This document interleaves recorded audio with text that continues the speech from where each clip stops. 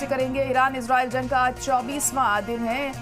Israeli और अमेरिकी ठिकानों पर किए गए हमले, अमेरिकी नौसेना के 5वें बेड़े को बनाया गया निशाना। ईरान ने ऑपरेशन ट्रू प्रॉमिस 4 की 75वीं वेब का जारी किया है वीडियो। तो इस वक्त की बड़ी और अहम खबर आपको बता रहे हैं। 24वां दिन है आज इस जंग का और हर दिन के साथ ये जंग और ज्यादा शदीद और खतरनाक होती हुई नजर आ रही है। और अमेरिकी ठिकानों और इजराइल ठिकानों पर हमले किए जा रहे हैं ईरान की तरफ से लगातार। अमेरिकी नौसेना के 5वें बेड़े को भी बनाया गया है निशाना।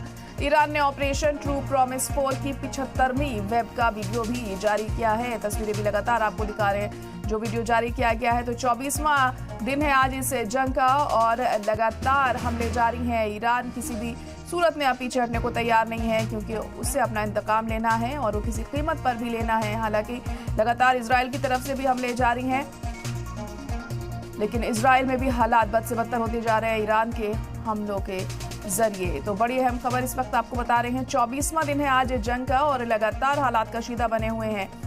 अमेरिका और इजराइल की तरफ से भी ईरान पर लगातार हमले हो रहे हैं, तो वहीं ईरान भी चुप बैठने वालों में से नहीं है। ईरान की तरफ से भी एक के बाद एक खतरनाक अंदाज में यहाँ पर जवाबी हमले किए जा रहे हैं और इजराइल के कई शहरों में इस वक्त अफरा तफरी का माहौल देखने को मिल रहा है ईरान के हमलों के मद्देनजर। और यहाँ पर भी हालात दिन ब दिन कशीदा होते जा रहे हैं। हालांकि कोशिशें ज़रूर की जा रही हैं दूसरे खाड़ी मुल्कों के जरिए कि हालात जो हैं वो बेहतर हो सके, बातचीत के जरिए मामला सुलझ जाए, लेकिन ना ही ईरान और ना ही अमेरिका इस बात को लेकर राजी होने के मूड में दिखाई दे रहे हैं कि फिलहाल इस जंग पर विराम लगे। तो इसी के मद्देनजर जो हमले हैं वो लगातार जारी हैं।